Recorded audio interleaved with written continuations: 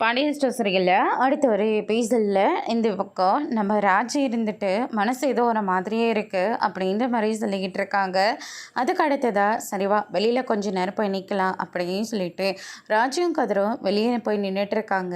அப்போ வீட்டுக்குள்ளே இருந்து பயங்கரமாக சத்தம் வருது. என்னாச்சு? அதுவும் அப்பா அப்பான்னு சொல்லிக்கிட்டு இருக்காங்க அப்படின்னு சொல்லிட்டு ராஜி சொல்லிகிட்டு இருக்கவும், அதுக்கு அடுத்ததாக ஒரு வேளை அப்பாவுக்கு ஏதாச்சும் உடம்பு சரியில்லையா அப்படின்னு சொல்லிட்டு ராஜி கதிர்கிட்ட சொல்லிட்டு இருக்காங்க.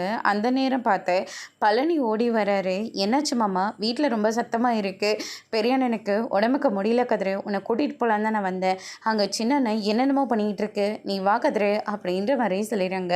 அதுக்கு அடுத்ததாக கதிர், ராஜி, நம்ம பாண்டியன் எல்லாருமே ஓடுறாங்க. அதுக்கு அடுத்ததாக கதிர் இருந்துட்டு மாமாவோட ரிப்போர்ட்லாம் எங்கிட்ட இருக்கு, வாங்க போகலாம் அப்படின்னு சொல்லிட்டு ரிப்போர்ட்டெல்லாம் தூக்கிட்டு கதிர் இருந்துட்டு நம்ம முத்துவேலை மட்டும் கூட்டிகிட்டு போகிறாங்க.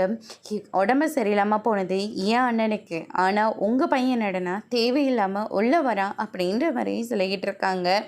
அப்போ நம்ம பாண்டியன் இருந்துட்டு உனக்கு சண்டை போகிற இதுதான் டைமிங்கா, அவருக்கு என்ன பிரச்சனைன்னு உனக்கும் எனக்கும் சத்தியமாக தெரியாது, ஆனால் அவருக்கு எவ்வளோ பெரிய பிரச்சனை இருந்திருக்குன்னு எனக்கே கொஞ்ச நாளைக்கு முன்னாடி தான் தெரியும் அப்படின்ற மாதிரி சொல்லிடுறாங்க. இதை கேட்டோன்னே அண்ணன் நீங்கள் ஏதோ சொல்ல வரீங்கன்னு மட்டும் தெரியுது, அவருக்கு வயிற்றில் கட்டின்னு சொல்லிட்டு தானே ஆப்ரேஷன் பண்ணிட்டு வந்தார் அப்படின்ற மாதிரி சொல்லிடுறாங்க.